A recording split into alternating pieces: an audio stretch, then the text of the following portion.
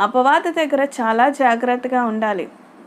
అపవాది చాలా తెలివైనవాడు. ఎందుకంటే మనిషి అది గ్రహించాలంటే దేవుని యొక్క జ్ఞానంతోనే అది గ్రహించగలము. ఎందుకంటే ఎప్పుడు ఏ సైడ్ నుంచి వస్తాడో, ఎప్పుడు ఏ పరిస్థితి నుంచి వస్తాడో, ఎప్పుడు ఏ స్థితి నుంచి వస్తాడో అనేది మనం మెలకువ కలిగి అపవాదిని మరి ఎదిరించడానికి, అపవాదిని జయించడానికి మనకి జ్ఞానము చాలా అవసరం.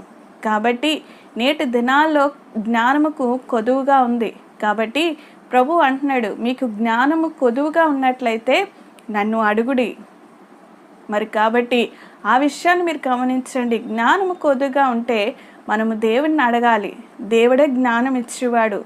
పరలోక జ్ఞానంతో ఈ లోకంలో జీవిస్తే, పరలోక జ్ఞానంతో ఈ లోకంలో మనం బ్రతికితే మన జీవితము ఎటువంటి సిచ్యువేషన్స్ మనకి ఎదురైనా అపవాది